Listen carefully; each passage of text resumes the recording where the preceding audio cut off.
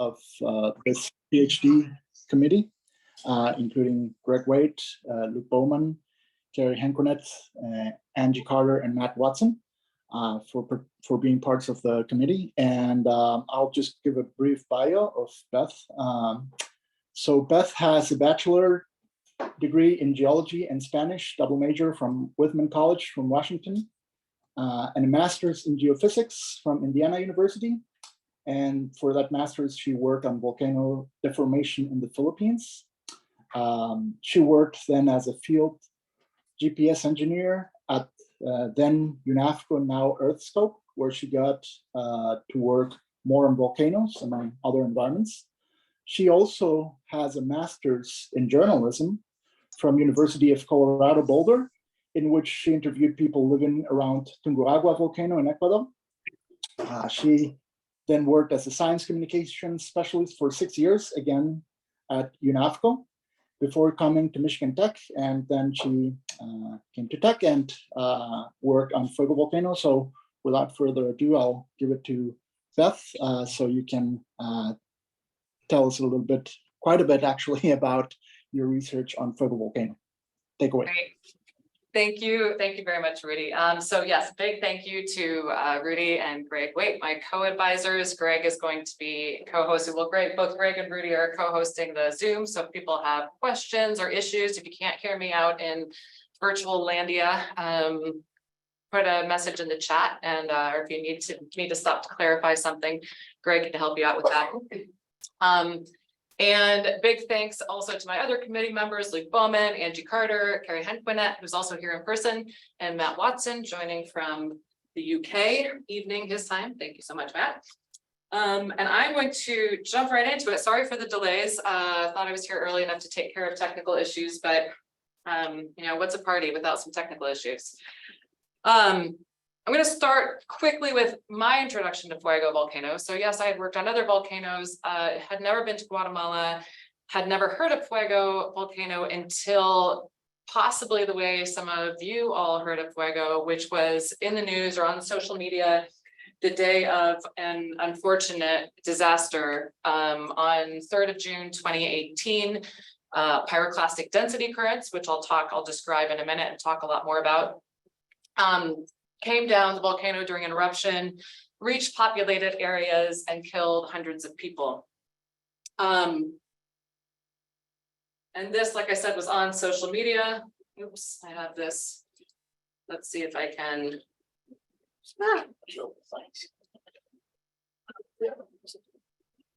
Beth, could you hide the video participants too? Try. How do I do that? If you like highlight yeah, see the minimize button on the left. That one? Yeah. Yeah. Bye, everybody. Okay, looks like I messed up this slide. So hopefully you can still see this.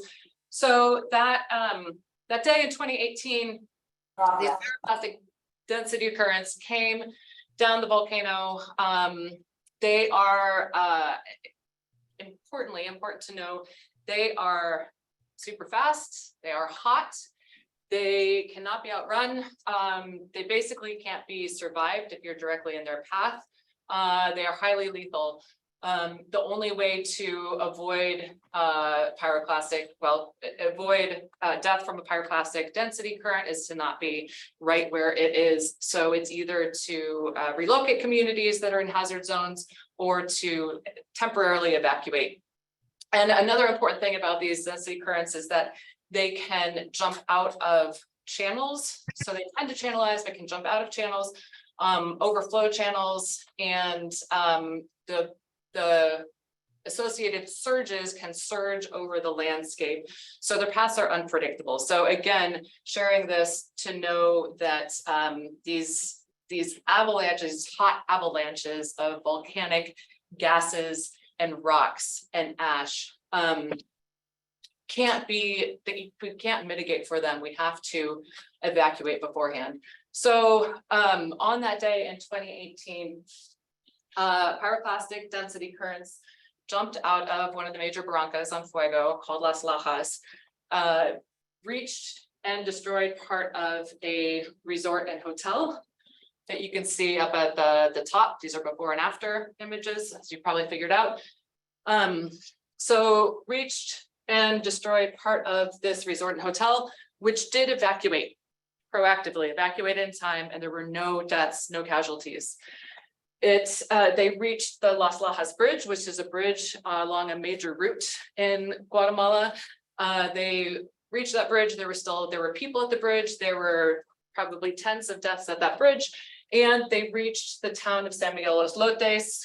Here you can see a zoom in on that town. That's right where they stopped.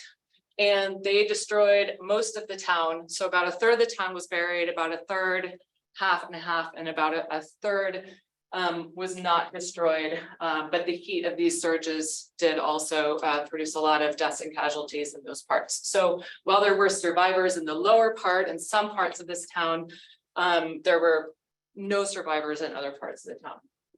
So I, like probably many of you and many people at the time, had lots of questions. Can we prevent this? What happened? Did we know about this risk? Did we know that these pyroclastic density currents were possible and likely that day? And was there a warning? Was there something that could have been done about it? I'm going to go back into slideshow mode. So fast forward a couple years, and I had the opportunity to come here to work on my PhD and the opportunity to work on Fuego Volcano because of Tech's long legacy working in Guatemala and Central America. And the work that I'm doing, I have a ton of gratitude that I want to express to people at Tech, especially in this department, who helped find ways to fund this work, because this is not a one tiny project that's part of, for example, an NSF grant. So we worked to piece together different bits of funding to enable this research, and that is how this research was able to happen, and also through the support of partners elsewhere, especially in SMUME, the scientific agency in Guatemala, and CONRAD, the civil protection agency there. And a special thanks, especially to Luke Bowman, also John Gerke and Alexei Smirnov for this creativity and finding funding to make this work happen. So my dissertation in 3 parts, like many dissertations, all focused on Fuego, all focused on this case study. The first is looking at La Tragedia, as people from San Miguel Los Lotes call it. This is a retrospective on that eruption, that disaster, and focused most specifically on information flow, information availability, and information use in decision making that day. So what was known, who knew it, and how was that information used for decision making about evacuation. The next chapter is, okay, where are we now? How are evacuation decisions made? This is a very frequently active volcano, as I'll show you in a minute, which requires relatively frequent need to make decisions about evacuation, which is not straightforward. So what's their process there? And then the third chapter is soon to be published. Yesterday, I got word that this manuscript was officially accepted for publication to Frontiers in Earth Science with my co-author, Dr. Elsa Naismith of University of Bristol. And this chapter is about women's experiences in evacuation for reasons in particular that I'll get to towards the end of the presentation. Another moment of gratitude, Rudy, for those who know him, you already know how much he knows about all these topics, and he was just a phenomenal resource and support through all of this. Apologies for not being able to see the top of my slides. You could probably in the hit room. those 3 dots and try to hide that. Make all these things go away. Hide floating media controls. Floating meeting control. There's always a way. Okay, great, thank you. So how did I approach this? This is why I came to Tech, to gain these specific skills. And this is where my committee really was phenomenal in helping me out. So I applied a mixed methods approach with an ethnographic focus. This means that I was focused on people and information that people had, stories that people could share. This entailed a lot of semi-structured interviews where I went with an interview guide to talk to people about their perspectives and information. And also do what's called participant observation, which is where I could go to either during an interview or a workshop or something where I'm interacting with people that are involved in risk reduction at the volcano. I would then later write up field notes and use those field notes as part of my data set. I know there are social scientists in the room who are like, yep, got it. But I also know there are a lot of geoscientists out there who probably aren't really familiar with these methods. And this mixed methods approach means also that I did also use quantitative data. I also used data from the volcano about eruptions and such, but really focused on that. In this case, really focusing on qualitative data. So my data sources included official information statements from agencies, census data for Guatemala, government records on evacuation, social media posts during eruptions, and over 80 semi-structured interviews with the 2 agencies responsible for risk reduction, external scientists, journalists in Guatemala, and most importantly, people who live and or work around the volcano. I did semi-structured interviews in 9 communities. Those are shown in yellow. And then additionally have field notes, both written and voice field notes on participant observations in 4 more communities. So I think that's a total of 13 communities around the volcano. Spent more time in some than others, but got a sampling of how people's perspectives varied different places around the volcano. And then I analyzed these data using qualitative data analysis software. Some of you are familiar with. This is Atlas. It enabled me to go through transcripts of those interviews and pull out themes or specific information depending on what I was looking for. So in some cases, I wanted specific timing of events, and in other cases, I wanted to know how people decided how to evacuate, and then could select for recognized themes that were coming up in the data. And this is a process I did with Elsa Naismith for that 3rd paper in particular. And again, a big thank you to Nsabume and Conrad and others for connecting me with my interviewees. Most of the interviews were collected through what's called purposive sampling. So I wanted to talk to people who I knew were key, people who were at the volcano on June 3rd, people who were working in risk reduction, and also there might be somebody online who's unmuted. So you might want to just check your mic to make sure you're muted. And also, I wanted to talk to a general sampling of residents as well, not to have any one voice from a community represent everybody's voice, but to ensure that I wasn't only speaking to civil protection staff, for example. So, so some of that sampling was also what's called snowball sampling, where someone who I had interviewed would refer me to someone else they knew who they thought would be willing to speak with me. So project 1, information availability. How is information relevant to evacuation decision-making generated, shared, and used? These are the 4 components of a people-centered early warning system. This is what the UN is promoting right now in early warning. And the idea is that these components are all part of an early warning system. So an early warning system isn't the moment we send out an alert. It's all the groundwork and everything that makes the system work. It is crucial. Otherwise, the warning is meaningless. So if I say there's a dingle fiber coming, take appropriate action, what are you going to do?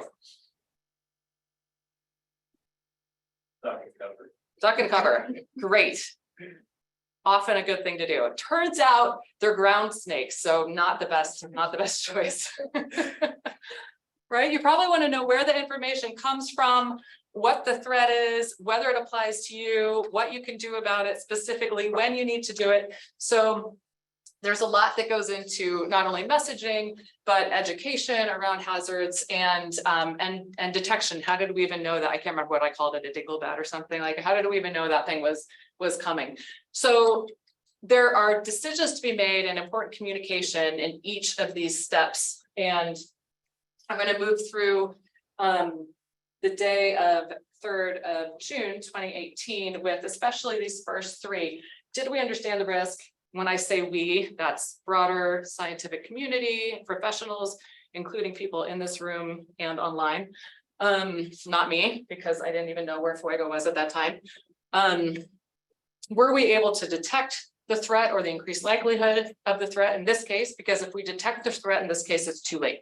So one of the great challenges at Fuego is we have to determine there's a threat that's worth acting on before that threat materializes. So how likely is that to happen? And then the warning and dissemination and the response, take action. So starting with that first question, did we know this could happen? There's been research on Fuego going back decades. Bill Rose here in the room is one of the researchers who actually, that's your photo, Bill, that I pulled from the Smithsonian Data Archive up in the upper right. So people, including people from tech, have been working on Fuego for decades. We continue to work on Fuego. This is a hazard map for areas that were determined to be prone to or at high risk from these pyroclastic density currents. This is in 2001. So before the eruption, I put orange dots where the La Reunion Resort and where San Miguel Los Lotes are. They're well within that boundary. This zone also is quite large, and it would be not an insurmountable task, but quite difficult to evacuate everyone. So that's something to keep in mind. Yes, we knew that there was this risk. Also, Fuego is completely composed of pyroclastic density current deposits. So we know that in the past, we've had pyroclastic density currents everywhere around Fuego at some time and are likely to again in the future. And these are examples of pyroclastic density currents from 1975, from 1974. Fuego has been active for a very long time, and its history of recorded eruptions goes back to the first recorded records, written records in this area in the 1500s, and certainly goes back with human witnessed events long before that with the Maya and other indigenous populations. Fuego has been in a continuous state of unrest since 1999, often producing explosions like this, strombolian eruptions, best seen and most beautifully seen at night. So this is typical activity for Fuego, not unusual, and there can be multiple explosions like this a day. There can be explosions every 15 minutes. So when we're wondering whether pyroclastic density currents are possible and likely, we have to ask what makes it more likely than this morning or yesterday, since the volcano is already in a state of unrest. So I'm not going to go through this whole figure, but I want to talk quickly about what information was available scientifically that day, what observations were available to give us hints. And this was pieced together through those multiple data sets. So it's definitely a challenge to do a retrospective, as I'm sure you can guess, or some of you probably know firsthand. So what are some factors indicating the likelihood of PDCs is increasing? Well, we look for increases in eruption energy. So do we have bigger than normal or larger, more energetic than normal strombolian eruptions? Are we starting to get PDCs? That's a pretty reliable sign that PDCs are likely. And what we want to know then is, are larger PDCs likely? Because not all PDCs reach populations. This was the first time a PDC had reached a populated area in as long as we know in recorded history, recorded tales. So we knew it was possible, but this is the first time it's happened. Also looking at the height of the eruption column. The higher the eruption column, the more energy that means that the volcano is putting out. And also the size of materials and their distribution from the volcano.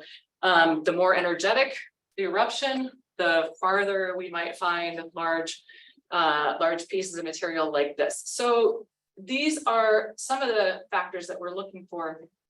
And scientists were working with information scarcity the day of the eruption. So these are all major bits of information that are really important in understanding our changing risk to the PDCs, but not all of those were available in real time to the scientists doing the monitoring and analysis. So what I have in the gray is information, gray and black information that was not available at the time to scientists. In bold is information that was available at the time to scientists. They only had 3 people on duty at the time or working at the time, 2 people in the main office, 1 observer on the volcano. And in the morning, no telemetered instruments. And by around 10:20, 10:30, their 1 telemetered seismometer came back online. So basically on the volcano, they had 1 seismometer, 1 observer making direct observations, and then whatever information they could glean from social media and other sources. Even so, with that information scarcity, they were still able to recognize that the activity had started as early as 3:30, that this is increased activity. The first PDCs that were observed by the observer were observed at 5:30. And we know that there's continuing PDCs throughout the morning. And the question is still, well, is this paroxysm different from other paroxysms? What you'll see in a graph a few slides on is that there have been many of these events, over 70 of these events since 1999. So what makes today a particularly dangerous day?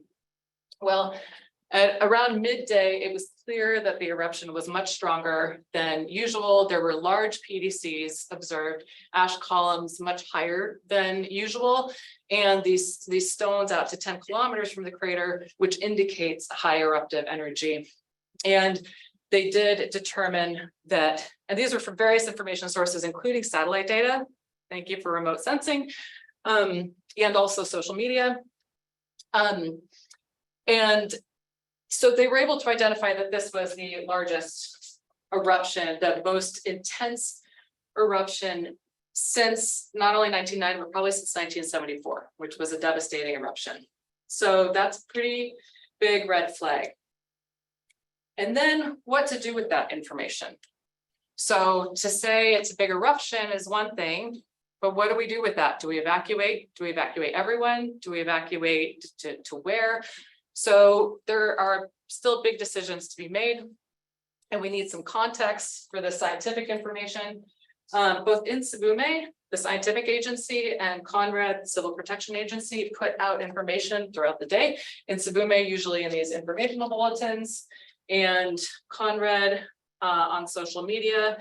And in general, the information and guidance provided was quite, was either not related to PDCs or was ambiguous enough that it wasn't actionable. And right, we need that actionable information, because if we don't know what a thingamajig is or what to do about it, we can't take action. So for example, here's a social media, a Twitter post from the morning on Conrad's social media feed. You have a safe place, know a safe place. So very, very general. A lot of the information was about ash. There was a lot of ash falling. They called for the airport to be closed. So ash was possibly a distraction that day as another hazard, because volcanoes are very multi-hazard environments. So you have to be watching for multiple things at the same time. At 3:07 p.m. in the afternoon, Conrad on Conrad's Twitter account, there's a post that reads, "Evacuate to safe areas if indicated." So this is a mention of evacuation, but again, there's a vagueness here. Who needs to evacuate from where, and how do we get there, or where do we go? That's at 3:07 p.m. The deadly flows reached populated areas at 3:11 p.m. And that means that those flows had already initiated. They were in the process of moving down the volcano when that tweet was sent.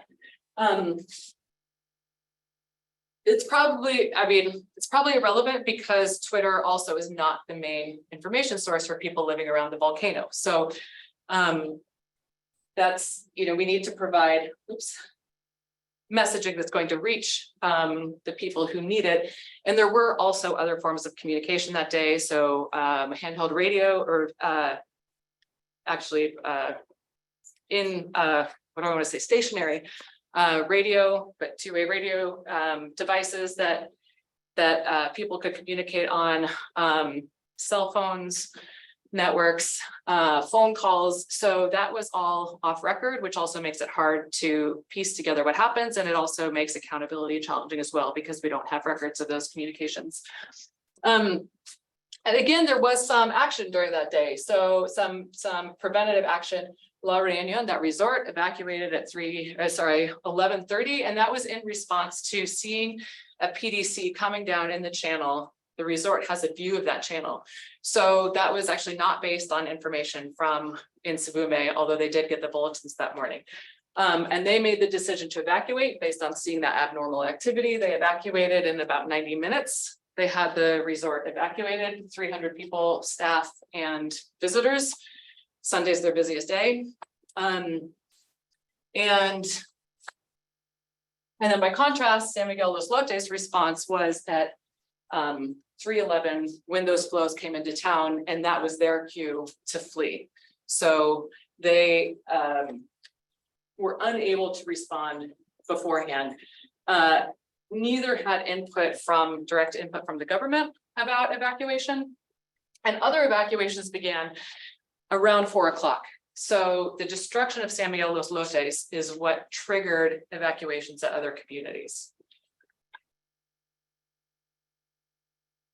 So I'm actually going to take this moment, instead of reading this quote, to say this is an indication to me that more information, more volcanological observations would not have made a difference for San Miguel Los Lotes on this day. The key information was there, and the thing that's lacking is those connections between taking that key observational information and making it into something actionable. For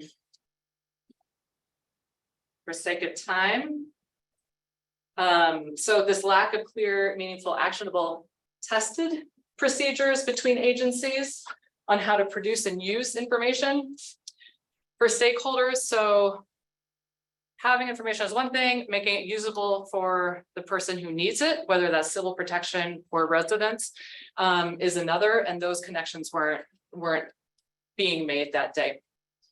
I want to take a second to let you read this quote.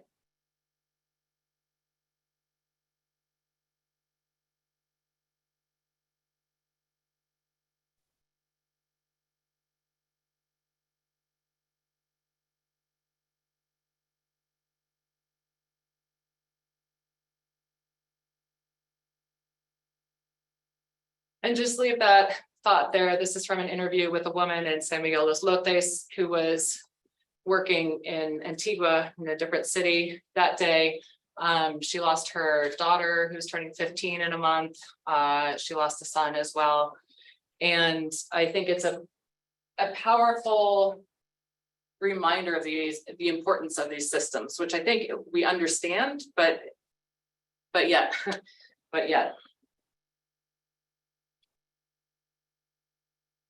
All right, I'm gonna cruise right through this next part. And I encourage you to ask any questions at the end of the defense, or find me after this. This is stuff that, we can only scratch the surface on what we go over today.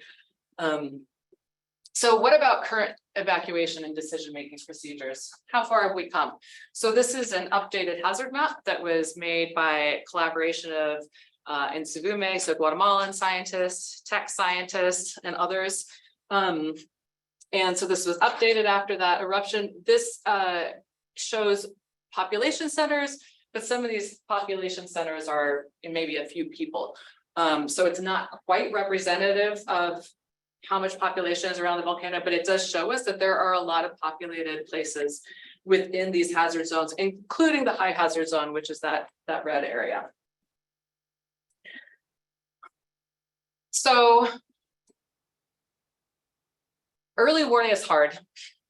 And evacuation is hard.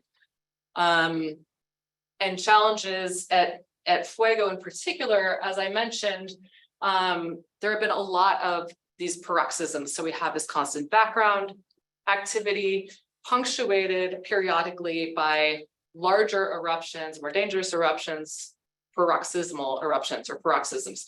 So all these lighter lines at the top, well, all these lines represent paroxysms. So there's over 70 paroxysms since this current eruptive phase started in 1999. Not all of those produce PDCs. And for those that do produce PDCs, most of the PDCs stay in their channels, and most of the PDCs do not reach populated areas. So, sorry, these in case this is a hard read, these lines, like teardrop lines, are the lengths of the PDCs. I put it from top down because that was easier for my mind to take in. They start at the top of the volcano, they come down. The farther down they get, the worse it is. And then we can see here, this is the length of the longest PDC for each paroxysm. So it doesn't mean there was one PDC, there might have been 10 PDCs, and this represents the longest one. There might have been PDCs in 3 different of the 7 active channels around the volcano. This doesn't represent that. So there's a lot of complexity in the paroxysms and how they evolve over time. Might start with pyroclastic flows, PDCs in one channel on one side of the volcano, and then end up with an even larger PDC in a channel on the other side of the volcano, which is what happened on June 3rd. So this is the June 3rd, 2018 eruption. I'm going to be talking about an eruption in March of last year. First, I wanted to give you a feel for how far down the volcano communities are. So populations, communities start about 7 to 8 kilometers down the volcano slopes. So that's what that represents. And then here are the locations of communities that are closest to the channel that hosted the longest PDC of this eruption. So for example, this eruption, that means each of these PDCs, these longest PDCs were in different channels. All channels have communities close by. So along a large PDC in any channel is dangerous. And these dots, I forgot to change this, but these really should be overlapping, because in that case, the PDC came not only close to, but hit those 2 communities. And in some cases, these communities are maybe 500 meters from the channel, or even 50 meters from the channel. They could be quite close. And this shows the number of communities evacuated, more or less. Again, the records are not perfect that we were working with. So each of these tick marks is a community that was evacuated during a supported evacuation. So this isn't counting the 2 communities, the 2 entities that self-evacuate. These are government-supported evacuations. Again, the records aren't perfect, but hopefully you get an idea for the inconsistency in evacuation. So we might expect that the paroxysms that trigger or produce the largest PDCs would also be the paroxysm that trigger the largest scale evacuations. And we can see that's not the case. For a little reference here, these are all in a channel called Ceniza. I think all 5 of those are, definitely these 3 are. So it's all the same channel, yet 2 triggered evacuations and 1, which produced the longest PDC, that was in December of last year, did not. Why not? Probably because it was at night. So there's a lack of consistency in thresholds for evacuation, for criteria of where to evacuate and when to evacuate during a paroxysm. And at night, so you can't hear PDCs. Oddly and amazingly, it is a mostly silent phenomena despite the violence inside those clouds. And if you can't see them, really hard to know they're there without instruments. So if it's dark or cloudy, you might not see that threat and might not read that there is a great threat even as a resident living with the volcano for decades. Also, when there is an evacuation, so this is that March evacuation from last year, evacuation participation can be really low. So 3 communities evacuated in this eruption. This is 2018 population numbers from the census, so it's likely higher now. And of these 3 communities, only a fraction evacuated in each case. And I think I took the quote out, but talking to people in Panimache and asking them about their evacuation, like, well, who evacuated? Oh, everybody. Yeah, everybody evacuated. Only the men and authorities were still here. I'm like, and what about, so all the families evacuated? Well, no, that one stayed and that one stayed and that one stayed. So I'll get to that, only the authorities and men bit in a minute, but evacuation participation is a challenge. I'm going to go really fast through this because I'd rather spend a minute extra on another point, but decision-making process, suffice to say, the current decision-making process in terms of who makes the decisions and how these decisions are made is, again, there's not consistency in thresholds used and the information used to make decisions. A lot of it is gut and based on past experiences, which can be really valuable and can fail to use important information or take into consideration important information. Also, the process is pretty convoluted. So information comes from the monitoring agency, goes to the Civil Protection Agency. The Civil Protection Agency then translates it as needed for public consumption and sends it out to departments. So basically like state, county, and local civil protection groups. And then the local civil protection group goes to their community and says, hey, do you want to evacuate? Community decides whether to evacuate. And if they do, they tell the Colred, and the Colred requests resources then from Conrad as needed, and Conrad coordinates those resources, and then those resources are sent to the community. So there are a few issues with this. One is that it puts the onus of deciding on evacuation at the community level. So community leaders, different communities just had different ways of deciding, even though there's a standard, and I don't do air quotes to belittle it. I mean, there is a standard, but it's not necessarily followed. So a strong-willed community leader could say, no, we don't need to evacuate, and then essentially deny their community the resources that the community members need to evacuate in this scenario. So to me, that's a very dangerous loophole. Also, communities don't have the resources on their own to evacuate, put, I think, very well by this municipal staff worker. The problem is, yes, they can decide, but they don't have a way to leave. When the mayor says, let's evacuate, he brings them transportation, the municipality does. Transportation is possibly the biggest issue for evacuation at Fuego. This is percentage of households, not people, not adults. This is percentage of households. Some households have motorcycles to get around. Fewer have cars or trucks. These numbers are probably skewed. These are municipalities. So think of these as counties. They're probably skewed towards the more metropolitan areas. So in these rural areas, even fewer households would have this access. And I spoke with no women who knew how to drive. So even if there is a vehicle in town, you have to have the person there who knows how to drive it. And that can be limiting for some people as well. Another issue with this scheme is that it's pretty time consuming, and paroxysms at Fuego only last between about 24 to 48 hours, which gives a very short timeline for making decisions, especially when it takes 45 minutes or more for transportation to arrive to some of these communities, most of which are along unpaved roads that can be quite poor. The conditions on the roads can be quite poor. So as a timescale comparison here, here's a picture of the PDC that more or less triggered, or PDCs that triggered an evacuation recommendation on, this is 7 March. And so we can see the first communities didn't decide to evacuate until about 3 hours after that me go back for until about 3 hours after the PDCs, and there were continuing PDCs in that time, but they wanted to wait to see whether the activity was going to go up or down.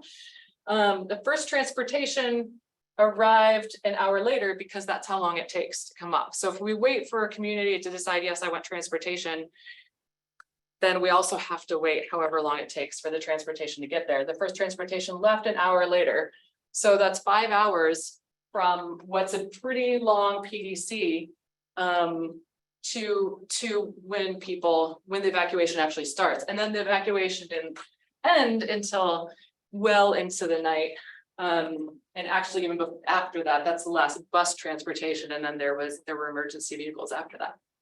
So that's problematic when we're looking at timescales where, for example, on the 3rd of June, 2018, we went from large PDCs witnessed in Las Lajas at the resort that did evacuate.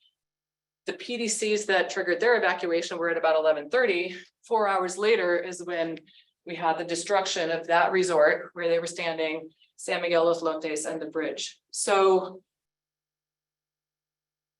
there was incrementing activity in this time period in 2018. So maybe we had more signs that things were going to get worse, but there's so much uncertainty. Paroxysms can heighten, the energy can lower, it can peak again. Things can change very quickly, and evacuations are inherently slow. The resort was very organized and had a lot of resources for getting people out. Communities don't have those resources, and there are more people involved. So this to me is a real challenge.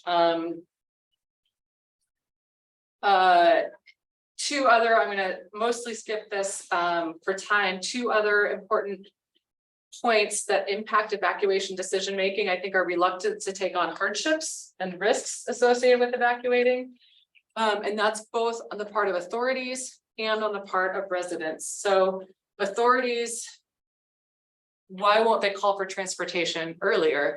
They don't want to expend those resources if they're not going to be used. So they want to know that the communities want to evacuate. And in some cases, they wait for a census. They wait for somebody to go door to door asking community members if they're going to evacuate to get a rough number of how many people they'll need to plan for.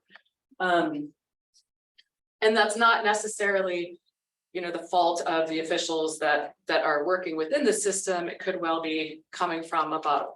But the government really can put out more resources and make this whole timeline more efficient and shorter.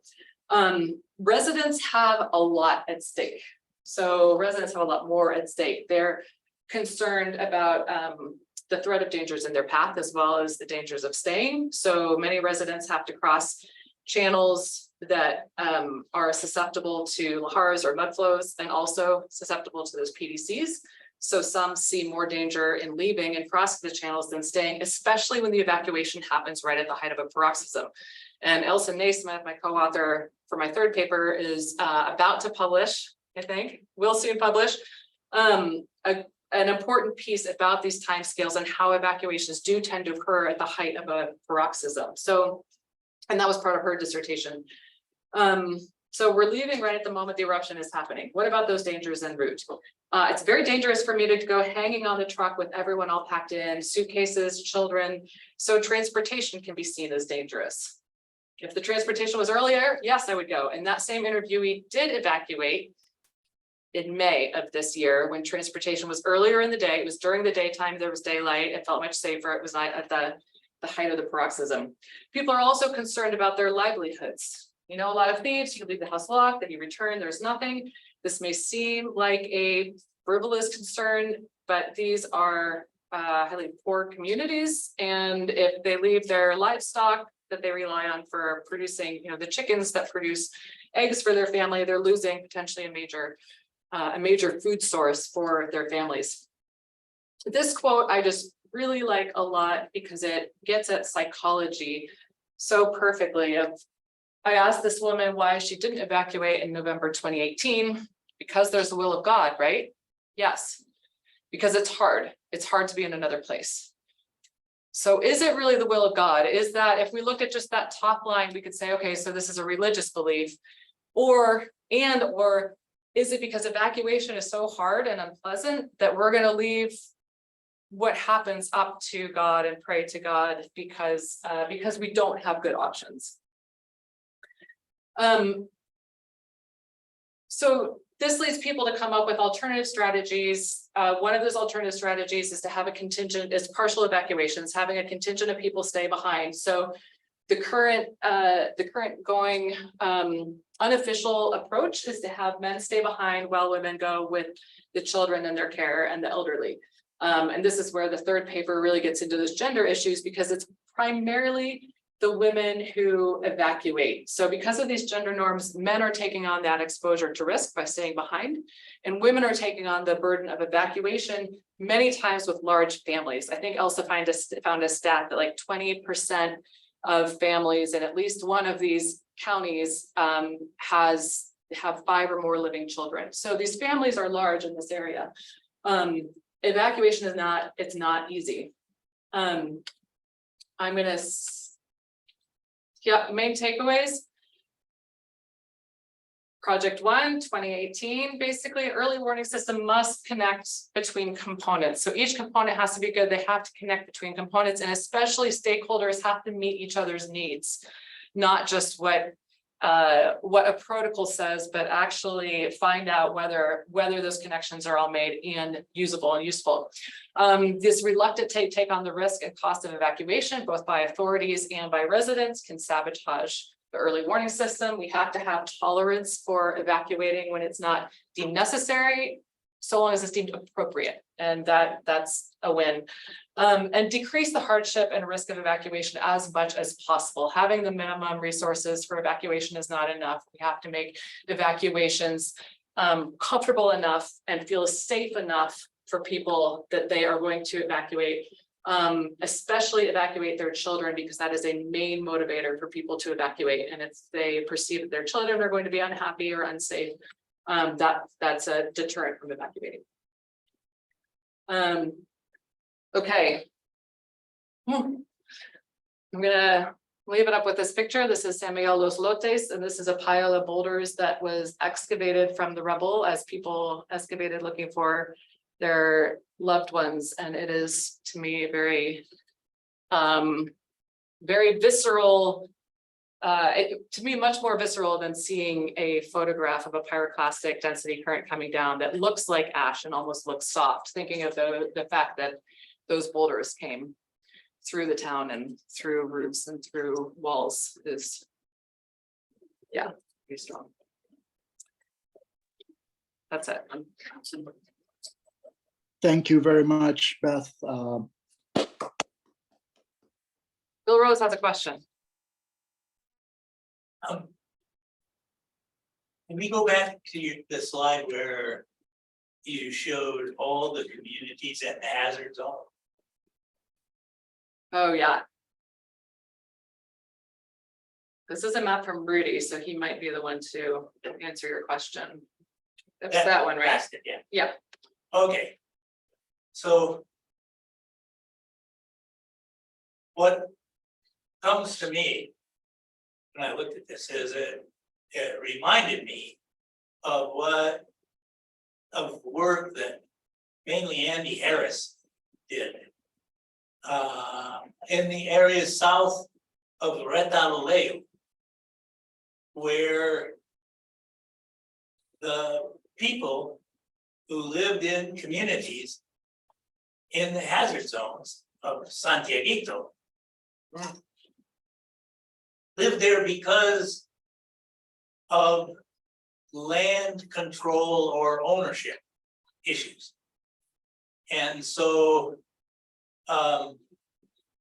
when I look at this and think about this, it seems to me that some of these locations, especially the ones inside the innermost hazard zone, are there probably because the land is not controlled by a landowner, and that these people can go there and live there without being hassled by the owners.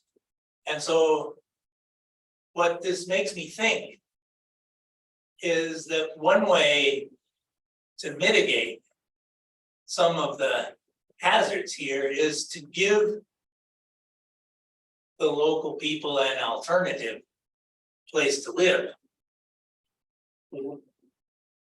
which is not inside a hazard zone. And I know that this is an explosive idea for Guatemalan society, perhaps, but it could be an effective preventative mechanism. And I would think particularly, I mean, here you have a map that shows areas that are in more hazard. And so it enables you to focus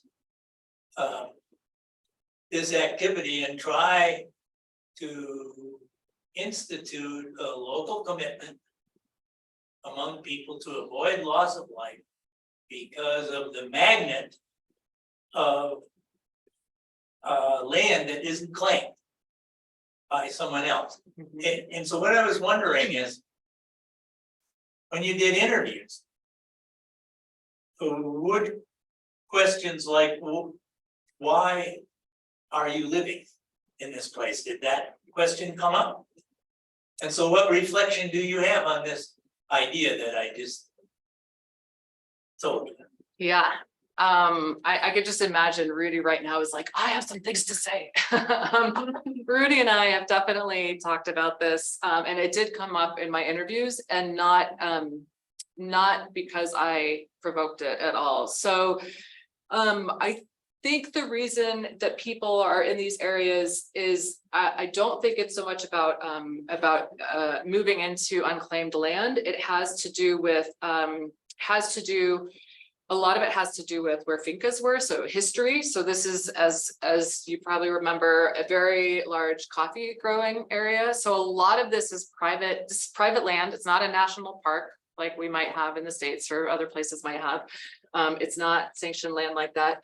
It was these large plantations, and when there was a land reform, people who worked at these plantations in some cases were given land for their service by the owners, and then people inherit those lands. That's one way that, well, actually I'll finish on that thread. So Panimache Dos, for example, Panimache 2, people there talked about how, well, I mean, throughout most of the communities that they've inherited their land. So their parents were probably working on these plantations, were given the land, and then the land is their inheritance. In Panimache, we did have that question during a workshop. The question was about, why do you live here? But we were trying to leave space for positive because we talk about problems and challenges so much. So, why do you live here? Because a lot of people have very compelling reasons why they live there. One woman immediately said, because we're poor. She's like, is that a valid answer? People were like, yeah, it's a valid answer. Like, we can't move. I inherited this land from my dad. I have now my kids are adults and they live in the house. I let them use the plot of land next to my house. So they have their house. So we have, 3 generations living on this plot of land. So it's, a lot of it has to do with that agricultural background. And multiple people I talked to did say, even, why should we evacuate when we're just going to come back here? I was like, well, you evacuate from the danger, but of course it's an interview. So in my head, I'm like, oh, that doesn't make sense to me in my head, but we're going to leave, but we're just going to come back to the threat. And people talked about how there were relocations in previous eruptions. And in the 2018 eruption, there were 1,000 houses built by the government and more built by various nonprofit groups and NGOs, which is a whole potential story of contention and corruption. But some people from Fuego did move into those government houses. One major issue with that relocation is that it's in Escuintla, which some of you know Escuintla. It's sort of a terrible town. Sorry, Escuintla. Every Guatemalan I've met says the same thing. And one of the major concerns is security. So why would we leave our beautiful land where our kids can roam free? We don't have to worry about them. If there are any problems, we know our neighbors got our back. I have my animals, I have my chickens, I have my goats. The volcano is the only thing. And that's what people had said, like, lo único es el volcán. The only thing is the volcano. It's a pretty big thing, but it's the only thing. And they want us to go to Escuintla where we're going to worry every day if somebody's going to, you know, snatch something from our kid, or if so, and live in these confined spaces, and it's really hot. The environment's different too. So the relocation program would have to be really careful, but there are people who would gladly move in the appropriate circumstance. One of the other circumstances for people living in this area, there are several communities, there are several indigenous communities that were Mayan communities that were relocated here by the government after their 30-year-long civil war in the 1996 peace accords. You're welcome. Here's a plot of land halfway up a volcano. Potentially for those communities without the understanding that this was a frequently active volcano, their communities from the highlands, different environment, mountainous, just different environment, not volcanic threats. And this was in, before things started back up, before activity started back up in '99. And one of those communities was, at least one of those communities, I think two of those communities were given houses in Escuintla. Part of one of those communities, La Trinidad, stayed behind because they said, nope, that's not what we signed up for. You told us you would give us land, you would give us a finca. We have a coffee finca, it's operating, we're self-sufficient, we have a cooperative. We don't want to move to Escuintla and give up what you promised us. We're going to stay here until you relocate us. So they're fighting pretty hard right now. I just saw some stuff on social media where they're really trying to organize and get land elsewhere, but they want that land to be comparable, at least that they can produce coffee or some crop from it. So your idea is not outlandish, and it's not something that people on the volcano don't think about. I think some people would say, nope, we're staying here because this is our home and because of all the benefits. And a lot of people, I think, if the circumstances were right, would relocate, but they're not going to relocate. Some will, but the ones who are there for the most part are not going to relocate to a little cement house in Escuintla. Thank you. That was very interesting what you said. Very interesting. Yeah. Feel free to ask Rudy for more discussion. We could talk about that over some coffee sometime. It's fascinating and challenging. And Luke, of course, and Carrie worked on relocated communities as well, and just the complications, the challenges of that relocation process being successful, because on Santiaguito, for example, community was relocated and then is coming back to a hazardous area because their needs aren't met socially, livelihoods, quality of life, environment in their relocation community. Logan. And then you talked a lot about mitigation from basically top down decision. Did you find that it's basically parallel channels, but it's for example, this one right now about we're evacuating, do you want us to help you with what town? Did you find was there that kind of communication? Is that feasible today? Does that actually occur? Yeah, so Logan, in case those online couldn't hear, Logan asked, said I talked a lot about top-down communication from the authorities. Was there more not groundswell, but grassroots, I guess, more community level communication between, for example, the resort and communities, or between communities? That the answer is yes and no. So now there's a pretty good communication network with run by the Civil Protection that WhatsApp. They use WhatsApp all day. So there's a pretty good communication network on WhatsApp with representatives from all the communities, or at least almost all the communities, and Civil Protection staff, not staff from Insabume. So these communication networks are binned even at the agency level. There are some bins, and the Civil Protection will pass on information as relevant to Insabume. But as far as the resort, hopefully this will address your curiosity or your question. The resort, so often there was communication between the resort and the authorities. but not that day for whatever reason, not direct communication. So in Savume, for example, the scientific agency did not know in real time that flows had reached the resort and did not know that the resort had chosen to evacuate. The resort, I did get stories from people saying that one person saying that his boss had called him or messaged him that day. He wasn't the person I spoke with was from a nearby community. He wasn't working that day, but his boss at the resort texted him or called him and said, you should evacuate. He said, well, I'm in a different town, but I'll tell my son. And he told his son, and he said his son evacuated. So I did hear stories of people evacuating individually or with these, from like unofficial, less official communication, but no organized evacuations. And then another thing that people point to a lot with the resort is, well, most of the employees at the resort, most of their staff, maybe 200 there that day, are from those neighboring communities. So a lot lived in San Miguel Los Lotes. So people evacuated from the resort, La Reunion, and went to their homes in San Miguel Los Lotes, only to have that destroyed. And I did definitely hear questions about, why didn't they go back and take their families and evacuate? In interviews, I heard people say, well, we thought we were safe here. Here's our home. And in past evacuations, so La Reunion, the resort had evacuated, I think at least eight times before that. And in those evacuations, they sent their staff home. So staff didn't evacuate outside the hazard area. They evacuated from the resort and went home.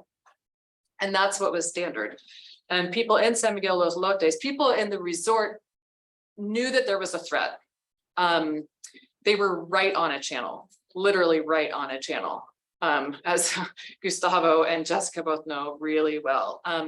So the chances of a PDC, if a PDC is going to overflow there, they're not in a great place for it. San Miguel Los Lotes is not on the channel. This is now getting away from your question, I realize. San Miguel Los Lotes was not on the channel. So here's the channel. Yep, there's the channel, and here's San Miguel Los Lotes. Here's La Reunion, right on the channel. So people coming to San Miguel Los Lotes thought that they were safe, and Rudy would say, relatively speaking, they were farther from the channel, farther from the summit, but it was able to overtop the channel here, and people said, well, we didn't think there was a threat here because of these channels, and we hear it in the channels, as in they hear lahars in the channels, these mud flows, so we could hear those at night in the rainy season, but we didn't think that we were susceptible to that. So yes, there was some communication, but people said the communication was not really prevalent until San Miguel Los Lotes was destroyed. And then people were on social media, listening to the news, listening to the radio. And that's how a lot of people around the volcano found out about San Miguel Los Lotes and then evacuated either on their own or with government support. Did I answer your question? I just went on like a La Reunion tangent. Okay. The only other caveat to the question basically about the resort was essentially sharing resources to evacuate. Right, yes. The answer is yes. I think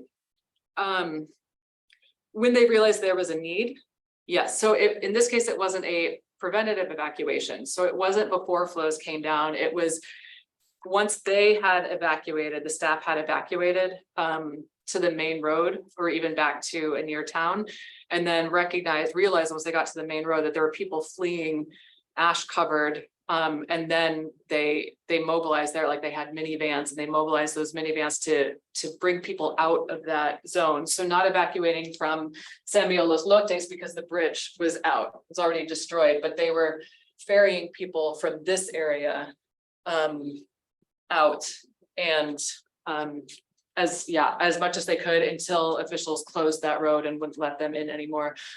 There also we watched that video. There's a video of civil protection in Earthstorm on Netflix. Highly recommend it. There is footage from Fuego. There's someone he's labeled as a videographer, I think. I can't remember what his label is, but he was working civil protection. And there are stories of him and of other people I spoke with making trips in, once they realized what happened, making trips in. One interviewee said that he fled from the first PDC to reach the bridge and fled, calling out warnings along the way. And when he came back, planning to go into San Miguel Los Lotes to warn the residents, the subsequent flow had already come down and destroyed San Miguel Los Lotes. And he said he wasn't able to make it to the main entrance. And between there and there's a town just down here that you can see, he said he made 8 trips back and forth each time with less people. So again, that's straying from your question, but there was, I think, a huge mobilization, including from the resort, to evacuate people. And the resort, I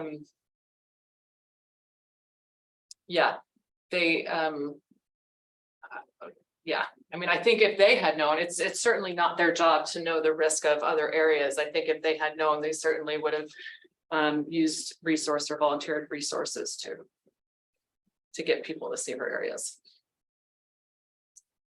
I'm gonna grab Gustavo first and then come to you if that's okay. Okay, yeah. I also saw that you have someone raising a hand. I don't know Oh. if you wanna Greg. go first and then. Well, there's quite a few questions on in the chat too, Okay, but you can answer from the room first and then. okay, and then I'll try to be quicker answering questions so we can get to more. Okay, so you mentioned, or you showed us a quote of someone from Congress saying that where are we gonna put out these resources if they're not gonna use it? Yeah, And that seems to be, to me, like, because of corruption in Guatemala, that seems to be a big issue, and this seems to be something people are afraid of. Like they don't want to get blamed for spending these resources. And how, just like, I'm just thinking about that kind of mindset. And if, like, it's a mindset that kind of opposes the idea of, we're gonna have these resources out there, even if they're not used, at least we know that people are gonna be safe. So, and once again, because of this idea of corruption and that being a big issue in Guatemala, like, have you explored that as a main factor of how evacuations are made and that sort of thing? yeah. So Gustavo's question is about the impact or role of corruption on evacuation practices and willingness to use and expend resources. I haven't heard. So you're suggesting there might be a reluctance on the part of officials to expend resources that end up not being necessary because they'll be seen as corrupt. So I haven't heard that. What I have heard more so is that resources aren't available at this level because of corruption. So resources come into an agency and they're all scooped off the top. And then by the time we get down to the people that we're working with at Insabume and Conrad, the agencies, they might not even have a truck to use to do field work while bosses are driving around new Range Rovers. So that's more where I've seen the impact of corruption, the lack of resources at the level where it really impacts the people who are at risk.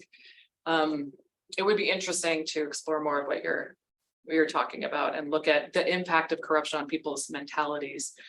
Another example is, as you're well aware, I think, is there are no bridges over these channels that people have to cross in their evacuation route.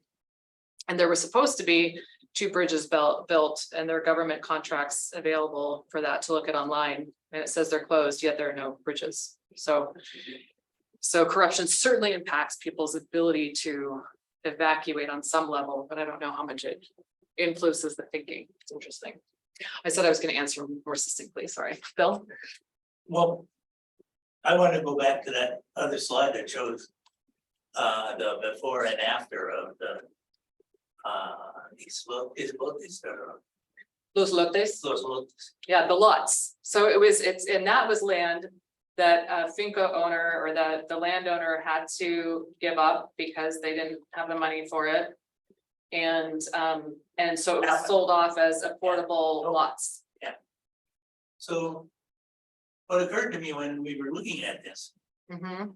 is there's information on this which could be valuable for hazard maps, depending on how people use them, but on the map before, you can see where there's a likelihood of a channel that would go down to San Miguel. Yeah. You can see what That's a- that is, and so wouldn't it be valuable to indicate on hazard maps where places like that are? Mm, Just so.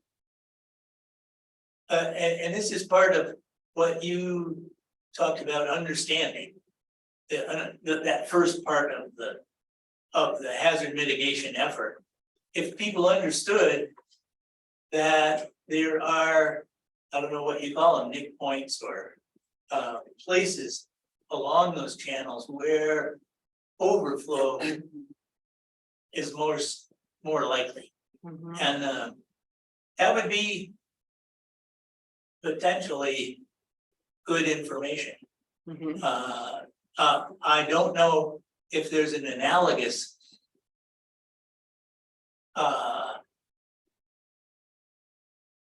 point for the clubhouse. In other words, and I wonder if any of the people in the La Reunion were aware of how an overflow would wipe them out. And they went ahead and built it anyway.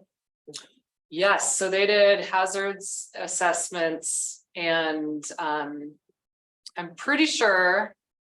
I think Rudy would know this for sure. I'm pretty sure they did.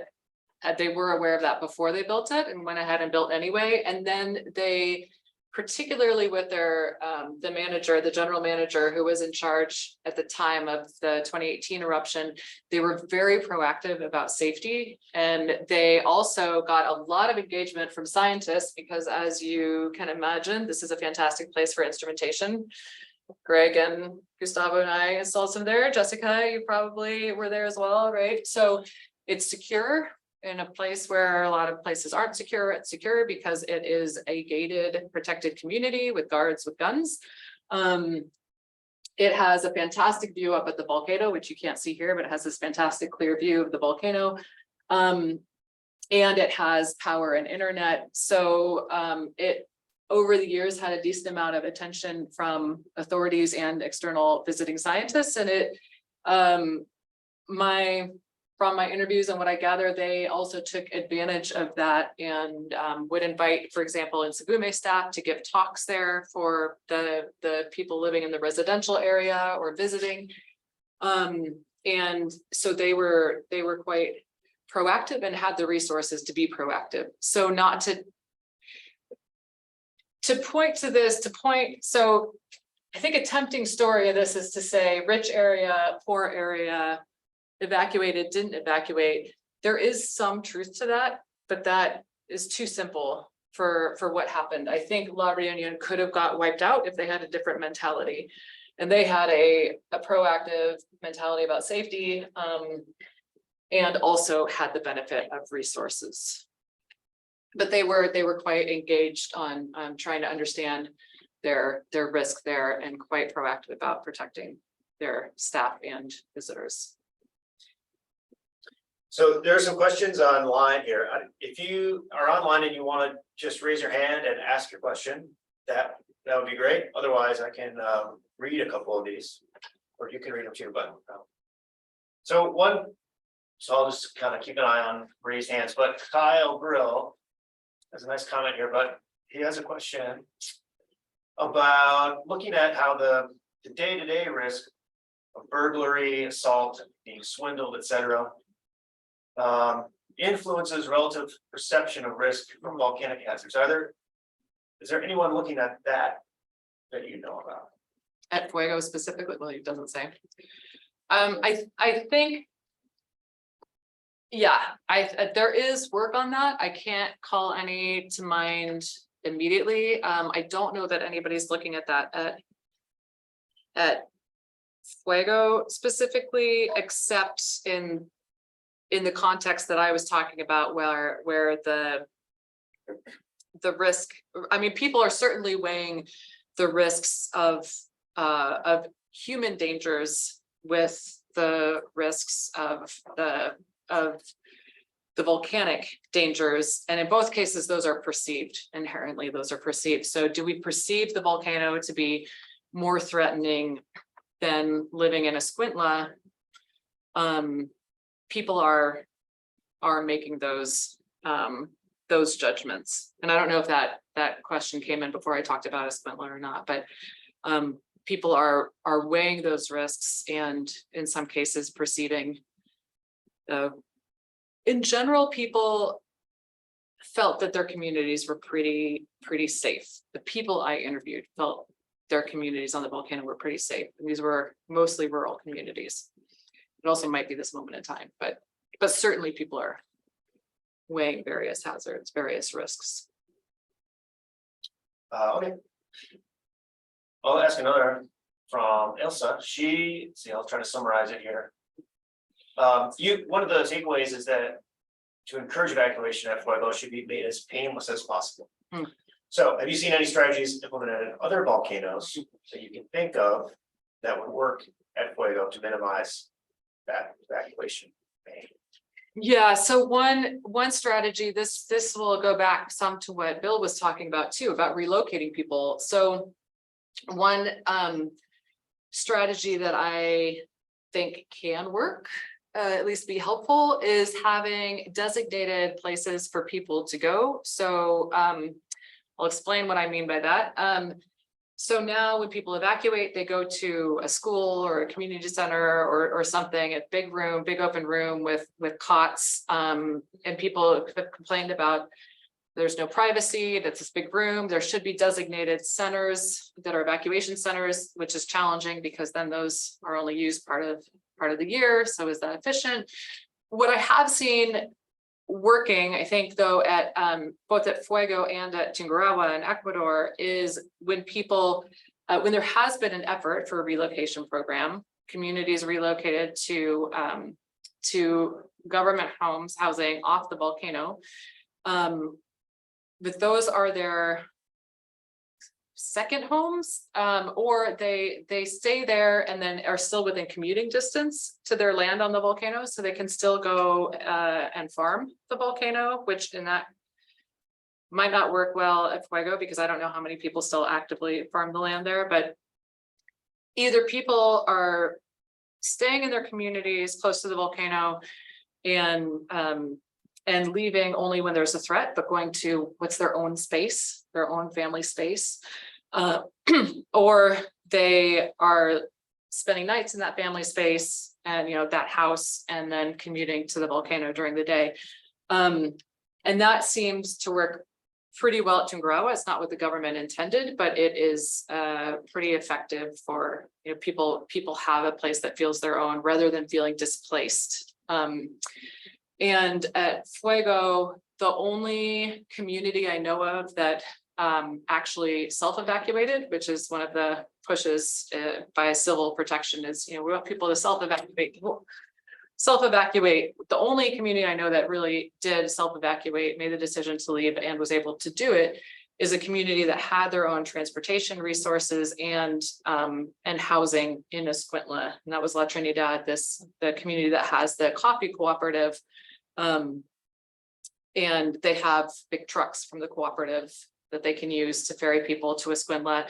And then each family has what I've heard are now run down shelters that were built in 2018 to be temporary shelters, but at least they're there. And so people seem more inclined to go there because it's their space, even if it's not a great space. So having somewhere people can go that is their place. Okay, great. Joanna Marlowe asks, are there indigenous language speakers that can read or write that live really close? And is this information also issued in some of the traditional Mayan languages? Yeah, great question. To my understanding, no. To my understanding, the Mayan communities, indigenous communities around Fuego all also speak Spanish. Could be wrong on that.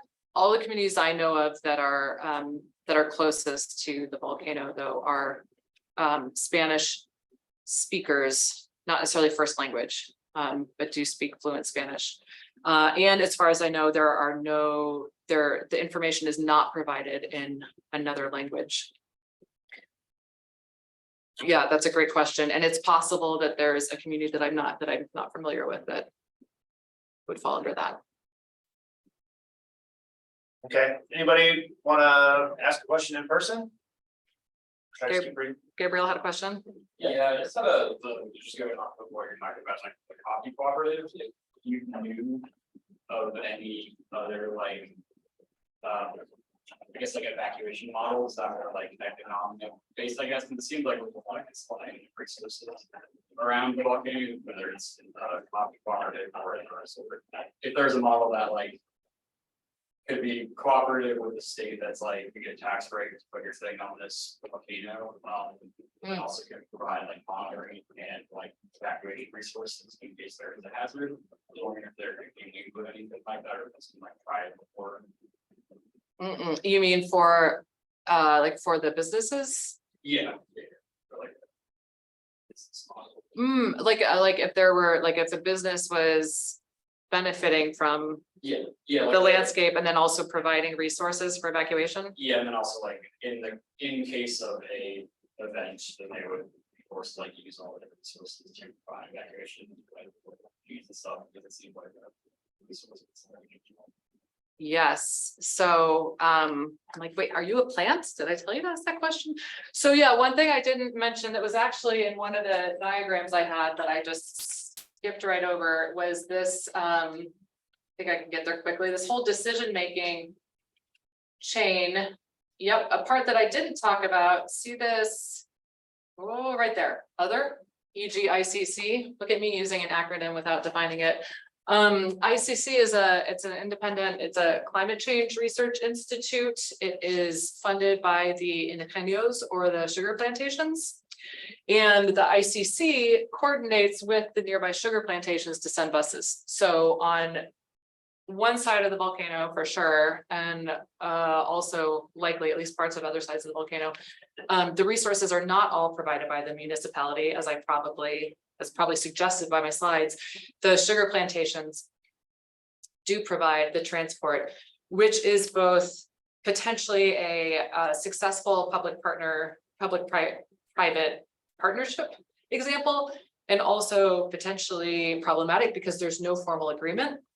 And I know that makes at least some of civil protection a little anxious, like, well, what if it's the middle of the night, we can't get a hold of someone, or they're not willing to mobilize those resources, or they don't have the drivers available, or all the resources are out busy on their plantations and they're not willing. So I think it's a mixed bag, but yes, it does happen. Yeah, good question. Paula? Oh. Do you want to answer Ashley's question? Sure. Ashley, you can go ahead and unmute if you want. Okay, can you hear me? Yeah. Okay, perfect. That was a great talk, Beth. Well done. So my question is something that I'm starting to learn more about is that if you want communities to self-evacuate, there's a long laundry list of things that need to be done before that actually gets to that point. So besides, timely warnings and the information dissemination, it's really their risk perception, which we've talked a lot about, you've talked a lot about.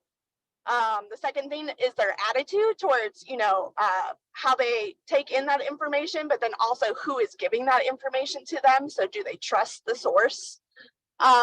And are they actually getting that information from online or in person? And, I think you've talked about the limitations there. But then the third is like their behavior change, right? Like it has to be a shift in their behavior change itself. And so I'm wondering, my question is do you think, in your opinion, would it be useful and very efficient for Conrad or, you know, the civil protection agencies to make a push to sort of do these educational outreach programs with the communities around the volcano in order to sort of get to that ultimate goal of behavior change and subsequent evacuation? Yeah, that is a great question. We'll go back, I'll go to this slide. So one of Conrad's tasks is to provide that education. So they do some educational events. I think more of that educational outreach would be helpful with that you're talking about. I also think that one of the issues here, I think we see at Fuego, one of the limitations of that approach is that Conrad is it's ground up in the decisions, but it's also very top down. So I think when they go into communities, they're more teaching and less listening. So I think it's more of here's what you need to know, and here's how you can make your own plan. But I think really what's needed, partly because of the transportation issues, the just very limited the resource scarcity. I think what's needed more so is a co-creation of plans and have the education with that. And I think that it needs the involvement of scientists as well as civil protection. So I think you need that science perspective in there to really look at the local environmental hazards. So I skipped over that pretty fast, but multiple communities said, you know, there are 4 channels between us and the main road, or there are 3 channels. Some people may say, well, there are 4 channels between us and the main road, so you know, their evacuation doesn't make sense, so we're going to run up this local hill. And in the next community over, the leader said, well, there are three channels between us and the closest road, so we're going to evacuate as soon as possible so we don't get stuck. So, you know, different mentalities in different communities, and I think that and different, just inherently different geographies in these different communities. So I think more important than an education push at this point would be an education simultaneous with a co-creation where the residents are involved in coming up with that plan. Because what I was finding is that some residents are coming up with their alternative plans that are not necessarily well informed by relative risks, staying, leaving, running. Does that make sense? I mean, I think education is great, and I think that it, especially at Fuego, it needs to go a step further before people will have behavior changes. And I think they need a say in what actions they'll take in order to take those actions. And that might be partly, back to the idea of trust, it might be partly because of historical issues of trust with government. A corrupt government, 30 years of civil war, authorities are embraced by some and very skeptically by others. So another long-winded answer. No, thank you. That I agree with you. So well done. Cool, let's do it.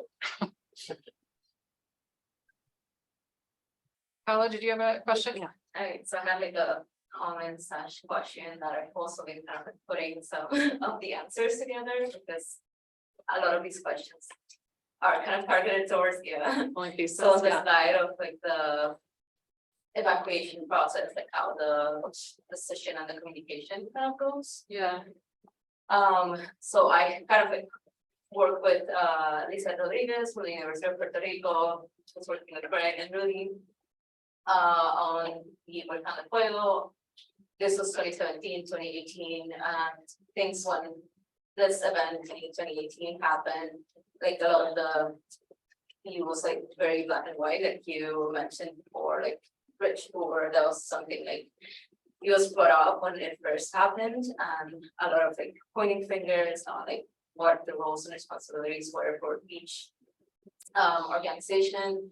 So now that time has passed a bit more, like did you look at any type of introspection that any of these organizations did? And it's like they kind of identified areas where we could have improved this better, and some actions that maybe have taken since then to kind of shorten this decision-making process when the evacuation needs to happen, and maybe areas where communities have given more tools where they can kind of self-evacuate. That was kind of one of my questions that you've already provided some kind of answer to that, but if there's anything else that you wanted to add to that.